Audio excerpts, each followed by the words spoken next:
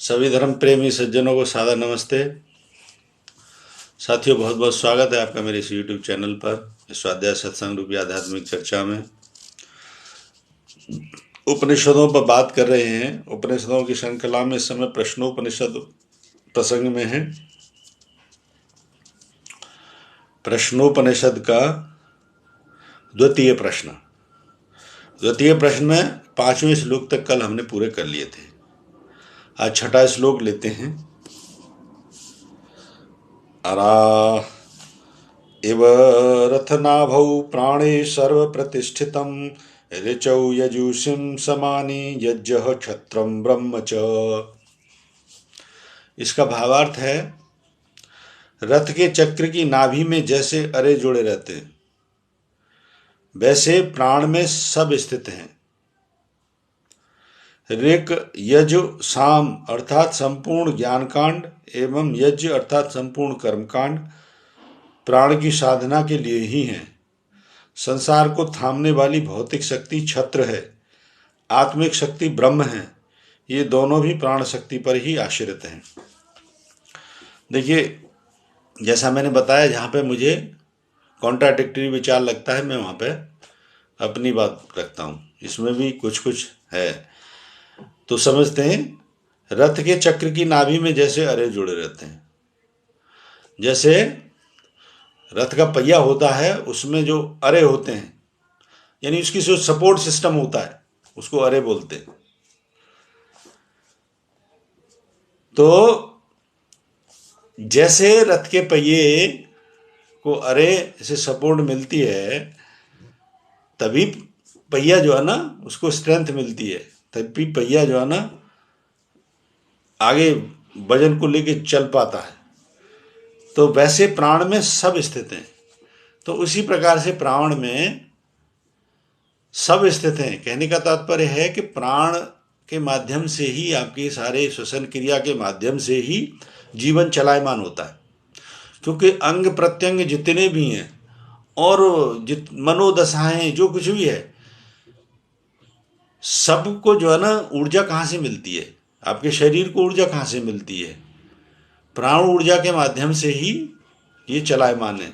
क्योंकि प्राण सूक्ष्मतम इकाई है जीवन की। अब इसमें आगे कहा है कि ऋग्वेद, यजुर्वेद और सामवेद अर्थात संपूर्ण ज्ञान कांड और कर्म कांड सब प्राण साधना के लिए ही हैं। इसको ऐसे समझ सकते हैं कि जब शरीर है तो ज्ञान है, और जब शरीर है तो ही आप कर्म कर पाते हैं। तो इनका बुनियादी आधार, मूल, जिसकी वजह से ये सब चलायमान है, तो प्राण की वजह से शरीर चलायमान है। शरीर चलायमान है तो आप कर्म कर पाते हो, ज्ञान अर्जित कर पाते हो, बांट भी पाते हो। अभी श्वसन क्रिया चल रही है, तभी हमारा ये जो है ना वाद संवाद हो पा रहा है इस इंस्ट्रूमेंट के माध्यम से। तो ज्ञान कांड, कर्म कांड सभी उसी पर आश्रित हैं। इसको ऐसे समझें, क्योंकि शरीर चलायमान है तो फिर ज्ञान भी अर्जित हो रहा है, बांटा भी जा रहा है, कर्म भी हो रहा है, इंद्रियां भी एक्टिव हैं, क्योंकि प्राण से शरीर चलायमान है। संसार को थामने वाली भौतिक शक्ति छत्र है। जैसे भगवान कृष्ण ने गीता में कहा है ना, क्षेत्र और क्षेत्रज्ञ। तो इस शरीर को क्षेत्र कहा है। कहते हैं ना, जैसे हम बीज बोते हैं, फसल का बीज बोते हैं खेती में, तो जो सा बीज बोते हैं वैसा ही अंकुर उगता है और वृक्ष बनता है, फल हमको मिलते हैं।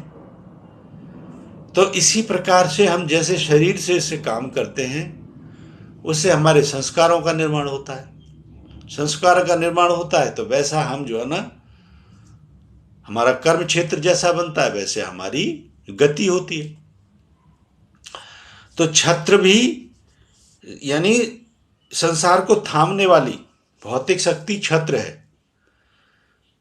संसार में जितना भी क्रिया जगत है, ये क्षेत्र ही तो है।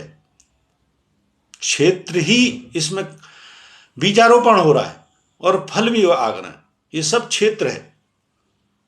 जितना भी क्रिया जगत है सब क्षेत्र है। ये चाहे व्यक्ति विशेष में ले लो, चाहे सामूहिक दृष्टिकोण से ले लो, एक क्षेत्र सामूहिक दृष्टिकोण में बन रहा है, वो ब्रह्मांड की दृष्टि से बनता है, और एक क्षेत्र स्व के निर्माण से बनता है, वो व्यक्ति विशेष इंडिविजुअल से जुड़ा रहता है। तो थामने वाली भौतिक शक्ति क्षत्र है, वो क्षेत्र समझो इसको। आत्मिक शक्ति ब्रह्म है, ब्रह्म में सब, जड़ में भी ब्रह्म है और चेतन में भी ब्रह्म है, चेतन स्थिति भी ब्रह्म है। तो सब कुछ वैसे तो ब्रह्ममय है, लेकिन इसमें जो बात कही जा रही है इसके आगे, चलो चेतन को ब्रह्म एक बार स्वीकार कर लेते हैं, ब्रह्म स्थिति, क्योंकि अहम ब्रह्मास्मि, अयम आत्मा ब्रह्म, एक शंकराचार्य जी ने कहा, वेद का ही वाक्य है ये। तो ये दोनों भी प्राण शक्ति पर ही आश्रित हैं। इसमें आपको ये समझने की जरूरत है इसमें कि प्राण शक्ति के पर आश्रित ये क्रिया क्षेत्र है, जितना भी है शरीर से संबंधी जितना भी क्रिया क्षेत्र है सब प्राण से संबंधित, लेकिन आत्मा प्राण पर आश्रित नहीं है। चेतन सत्ता प्राण पर कभी भी आश्रित नहीं है। चेतन सत्ता की वजह से ही जहां से प्राण को भी ऊर्जा मिलती है, जिसे कहते हैं ऊष्मा जो प्राप्त करता है प्राण, और प्राण उस ऊष्मा से ही जो डिटॉक्सिफाई करता है बॉडी को, वो सब होता है चेतन सत्ता की वजह से। तो यहां पे मैं इस विचार से सहमत नहीं हूं कि प्राण पे ही आत्मा भी आश्रित है।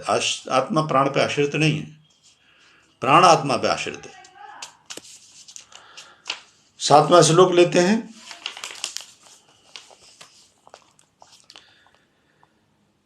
प्रजापतिश्चरति गर्भे त्वमेव प्रतिजायसे, तुभ्यं प्राण प्रजास्तिस्तुमा बलिहरन्ति यह प्राणः प्रतिष्ठितसि। इसका भावार्थ है, हे प्राण, तू प्रजापति का रूप है, गर्भ में तू ही विचरण करता है, उत्पन्न होने पर तू ही उत्पन्न होता है। हे प्राण, संपूर्ण प्रजाएं उपहार लाकर तेरे ही चरणों में रखती हैं। तू ही अपनी भिन्न भिन्न प्राण शक्तियों के द्वारा जड़ चेतन जगत को थामे हुए है। इसमें तो मूल बात यह है कि जब प्रजापति का रूप प्राण है, गर्भ में जो विचरण करता है, यानी जितनी भी क्रिया जगत है, फिर चाहे उत्पत्ति का सृजन का जितना भी कार्य है, उत्पत्ति जीवोत्पत्ति जब तक नहीं हो सकती, जब तक एक शरीर जो स्वस्थ नहीं है तो उसमें जीव का दूसरा बीजारोपण कैसे हो सकता है, और वो जीव भी कैसे आगे जो है ना गर्भाशय के अंदर भी फलीभूत हो सकता है, जब तक प्राण शक्ति कार्य नहीं कर रही। इस शरीर के लिए तो आवश्यकता है प्राण शक्ति। तो कहने का मतलब जितना भी क्रिया जगत है उसका आधार फिर प्राण शक्ति है, इसका तो यही निष्कर्ष है। अगला श्लोक लेते हैं। देवा नामसी वही तमः पितॄणां प्रथमा स्वधा, ऋषीणां चरितं सत्यमथर्वांगे रसामसी। इसका भावार्थ है, हे प्राण, देवो गुणों से बढ़ो, मैं तू अग्नि से भी अधिक दिव्य गुणों वाला है। पितरों में किसी पिता के संतान उत्पन्न होने पर उसे जो पहला उल्लास होता है वह तू ही है। अथर्वागिरि से ऋषियों गुण तथा ही दोनों से बड़ों का जो सत्य चरित है वह भी तू ही है। देवों में तू अग्नि से भी अधिक दिव्य गुण वाला है। ये बात सत्य है कि प्राण वायु जो है ना अग्नि से अधिक शक्तिशाली है। प्राण अग्नि को उत्पन्न कर देता है। अग्नि प्राण के बगैर अग्नि का अस्तित्व नहीं है। अग्नि को जलने के लिए ऑक्सीजन की जरूरत होती है, यानी प्राण की जरूरत होती है अग्नि को। प्राण को अग्नि की आवश्यकता नहीं है। प्राण अग्नि को उत्पन्न कर सकता है, अग्नि प्राण को उत्पन्न नहीं कर सकती, ये सत्य। और जैसा इसमें कहा गया है कि जैसे किसी परिवार में बच्चा जन्म लेता है तो जो हर्षोल्लास होता है वह तू ही है। खुशियां जो है ना, देखी जाए तो व्यक्ति हंसता भी है तो वो प्राण की शक्ति से ही प्राण फैलता है। क्यों हंसने के लिए कहा जाता है? प्राण जीवन की जब मुख्य इकाई है तो हंसने के लिए क्यों कहा जाता है? अट्ठास लगाने के लिए। आजकल जो है ना पार्कों में आप देखते हो योगा क्रिया कराते हैं लोग, तो भी उसमें हंसने के ठाके जरूर लगवाते हैं। क्यों? उसकी उससे प्राण जो है ना आपका फैलता है, प्राण फैलता है तो शरीर में जो है ना ब्लड सर्कुलेशन भी बढ़ता है और प्रफुल्लित भाव जागृत होता है। ये सब प्राण क्रिया के माध्यम से होता है। प्राणमय कोश फैलता है, हर्षोल्लास आपके अंदर बढ़ता है। तो ये सब क्रियाएं हर्षोल्लास की जो है ना, ये सत्य है, प्राण की वजह से ही है सब। ये सत्य चरित्र वह भी तू ही है। एक और श्लोक लेते हैं। इंद्रस्त्वं प्राण तेजसा रुद्रोऽसि परिरक्षिता त्वमंतरिक्षे चरसि सूर्यस्त्वं ज्योतिषां पतिः। हे प्राण, अपने तेज से तू ही इंद्र है, अपने रक्षण से तू ही रुद्र है, तू ही संसार की ज्योतियों के स्वामी सूर्य के रूप में अंतरिक्ष में विचरण कर रहा है। यानी जितनी भी शक्तियों के प्रतीक हैं, चाहे वो इंद्र के रूप में हो, चाहे जो रक्षा हमारी करते हैं। आपने शब्द सुना होगा प्राण रक्षक। प्राण रक्षक क्यों? जिस चीज से भी हमारी रक्षा हो रही है वो हमारे प्राणों की ही तो रक्षा हो रही है, क्योंकि प्राण नहीं होंगे तो हमारा शरीर का अस्तित्व नहीं होगा। तो इसीलिए उसको इंद्र भी कह दिया। अपने रक्षण से तू ही रुद्र है। रुद्र कहते हैं ना, रौद्र रूप देखते होंगे ना, प्रकृति का रौद्र रूप, वो में भी शक्ति जो है ना वायु की ही शक्ति होती है। आंधी तूफान का कारण क्या होता है? वायु होती है। जो आपको जो है ना ऊपर जो जो साइक्लोन जो बनता है वो भी वायु के कारण ही होता है। तो अपने रक्षण से तू ही रुद्र है, तो रौद्र रूप में भी वही है। तू ही संसार की ज्योतियों के स्वामी सूर्य के रूप में अंतरिक्ष में विचरण कर रहा है। सूर्य में भी जो है ना जो क्रिया हो रही है वो जो है ना उसमें वायु का तो निश्चित तौर पे योगदान है ही है, क्योंकि बिना वायु के अग्नि हो नहीं सकती। तो सूर्य की भी जो है ना में जो अपना जो क्रियाशीलता है उसमें वायु का भी रूप होगा निश्चित तौर पे। तो सूर्य के रूप में अंतरिक्ष में विचरण जो कर रहा है वो तेरा ही स्वरूप है। तो प्राण के स्वरूप जो है ना इंद्र, और या जो हमारी रक्षा करते हैं जो भी देव देवता, हमारे प्राणों की जो रक्षा हो रही है वो भी इसी के कारण हो रही है, इंद्र के रूप में है, सूर्य के रूप में है। तो इस प्रकार से प्राण की इसमें व्याख्या दे रखी है। मुझे उम्मीद है ये प्रसंग पसंद आ रहा होगा। एक श्लोक और ले लेते हैं, छोटे छोटे ही प्रसंग हैं इसमें।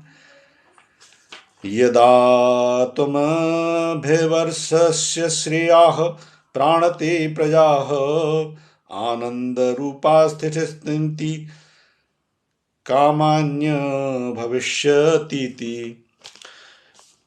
हे प्राण, जब तू वर्षा करता है तब आनंद से विभोर तेरी प्रजाएं सब तरफ खड़ी मन ही मन कह उठती हैं, अब भरपूर अन्न होगा। प्राण वर्षा का भी कारण है, क्योंकि वाष्पीकरण की क्रिया वायु के माध्यम से ही होती है। वायु के माध्यम से होती है, बारिश का कारण फिर यही हो गया। और उसके बाद फिर जो है ना वृष्टि जब होती है तो अन्न की उत्पत्ति होती है। तो सृष्टि क्रम के उपयोग में भी प्राण का बहुत योगदान है। अन्न वृद्धि इसी के कारण होती है। तो इस प्रकार से आज हमने 10वें श्लोक तक ये पूरे कर लिए। प्राण का योगदान सभी क्षेत्रों में जीवन के में समझा हमने। इंद्र के रूप में भी वही है, वृष्टि के रूप में भी वही है, अन्न भी उसी के कारण उत्पन्न होता है और क्रियाशीलता उसी के कारण है। मुझे उम्मीद है चर्चा पसंद आई होगी। पसंद आई है तो वीडियो को लाइक करें, अधिक से अधिक को शेयर करें। शंका समाधान के लिए कोई प्रश्न है तो कमेंट बॉक्स में लिखें। बने रहें मेरे साथ। बने रहने के लिए बहुत बहुत धन्यवाद। इत्योम सम नमस्ते।